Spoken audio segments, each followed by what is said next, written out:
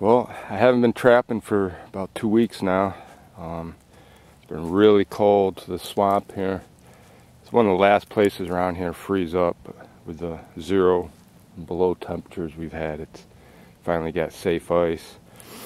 There are some muskrats in here, so I put in a few sets. There's a channel runs up through the phragmites here, and I put in two conibears here, edge sets on each edge of the channel. And I see I made a catch here on this one. Not a real big one. Not too bad. Reset that. I showed this in my video last year.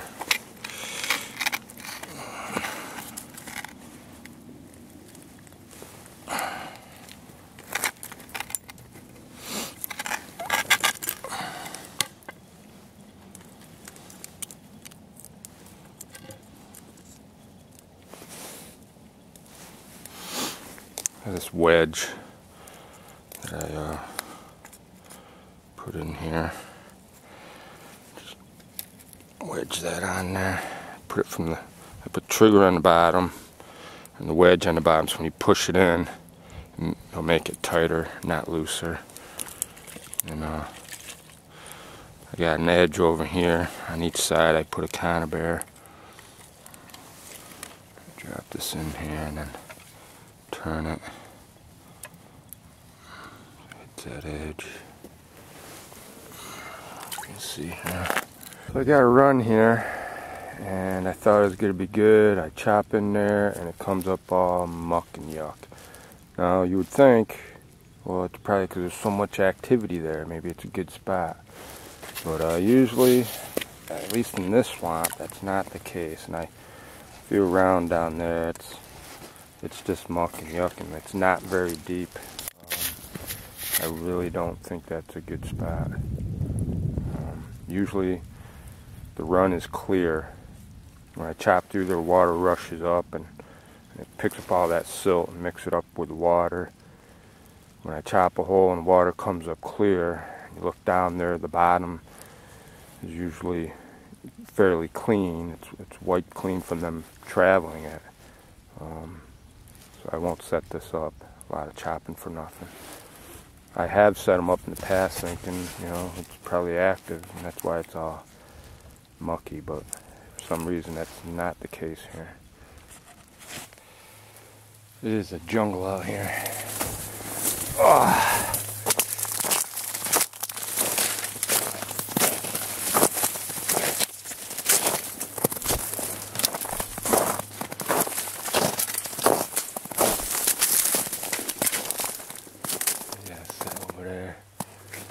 Got a 160 in this channel here, and bubbles. I can see through the ice and I've got a catch, but usually when I see bubbles, it usually means you got something in there. Be careful not to chop into it, because it's not a real deep channel.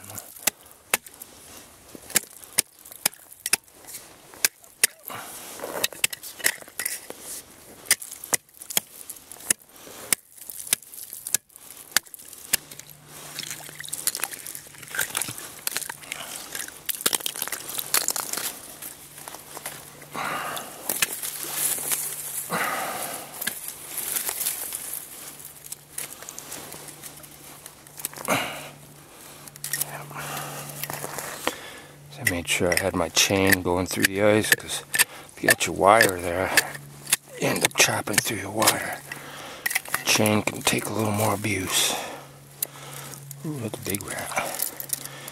Oh, I really whacked him hard.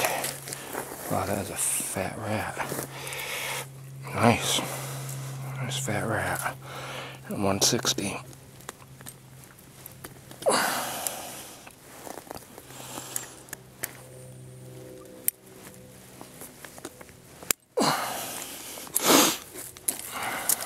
Got a pair of setters in my backpack. 160s I can usually do.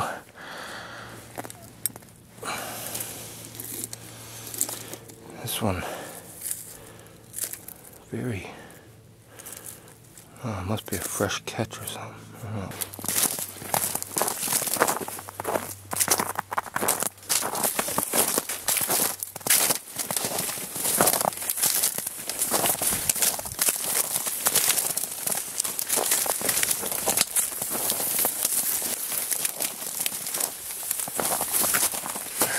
Set over here.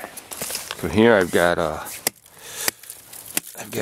2 colony traps, smaller ones that didn't cover the whole channel, so I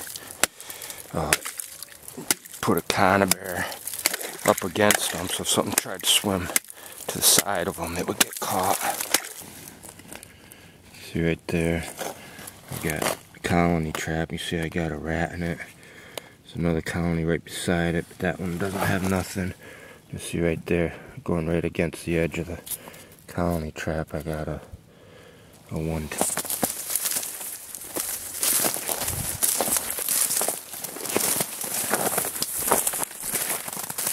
A lot of channels out here. Yeah, just be patient.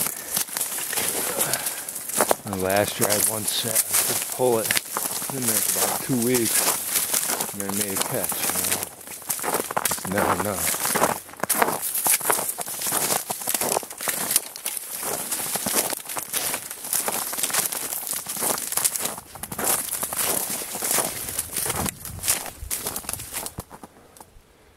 A lot of widow makers out here.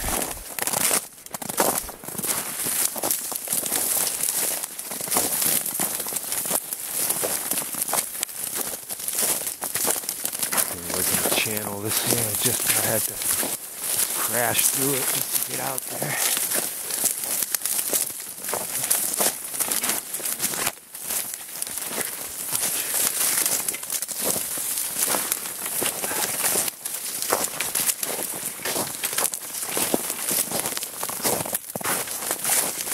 Got a lodge over here, but I don't know if it's being used now.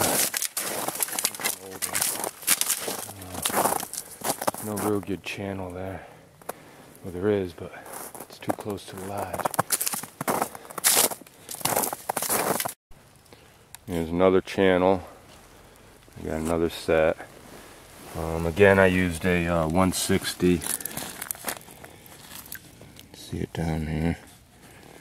Fenced off this side over here.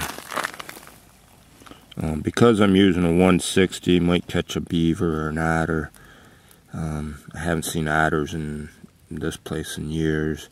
The beavers are down below, so I probably won't get a beaver, but just because I'm using a 160, I got a log right over here under the water. I was able to wire it off too, but because it's a 160, I always wire it off. Here in Connecticut, our 110s, 120s, they gotta be, the frame's gotta be in contact with water. I just put this set in yesterday, and you can see what happens when your trap is in contact with water. It got 6 degrees here last night, and you know, the moisture just builds up on it and it freezes in. Pretty useless.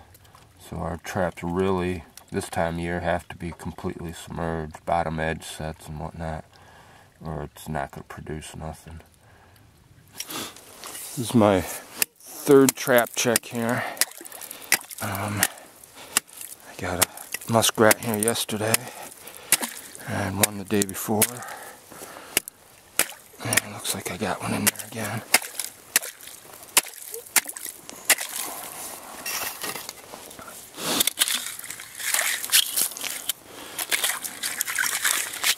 Productive little run here.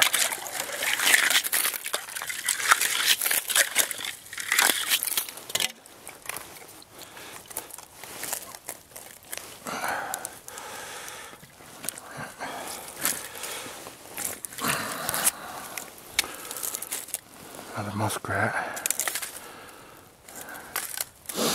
Nice. Well, I see some bubbles in the ice there. That's always a good sign, or it usually is. This here is a colony trap. Smaller one. I really need to make more. This summer I will.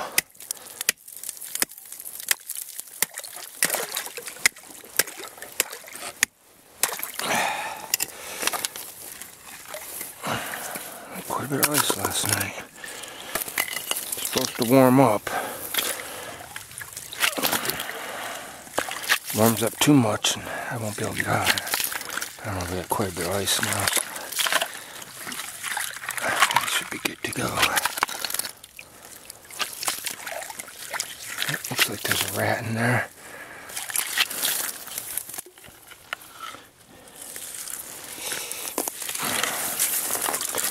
Yeah, look at that. They do wedge themselves in there, don't they?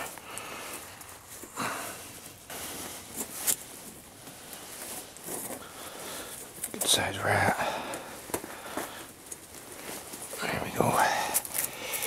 That's a nice rat. Nice prime rat. Sweet.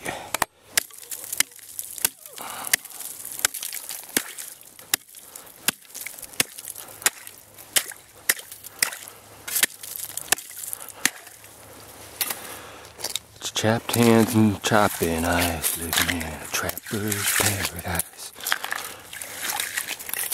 You probably get frostbite living in a trapper's paradise. That's a good sign. And that side. Yesterday this side produced, and looks like it produced again today.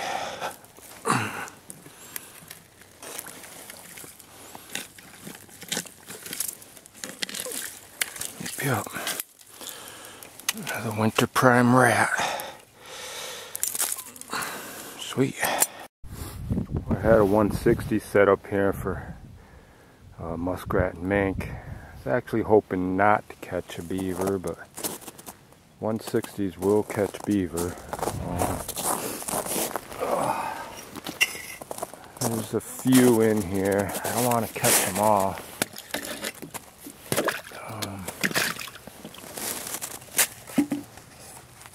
Hopefully I don't catch another one. I think I'm going to have to put a 110 in there. Actually, good size beaver too. Well, hopefully there's still more in here, because this swamp never had muskrats before till the beavers got in here. If you get rid of the beavers, water level's going to go down. I'm not going to have no rats anymore. So, yeah, I'm going to pull that trap. I'll have to put a colony trap or a 110 there.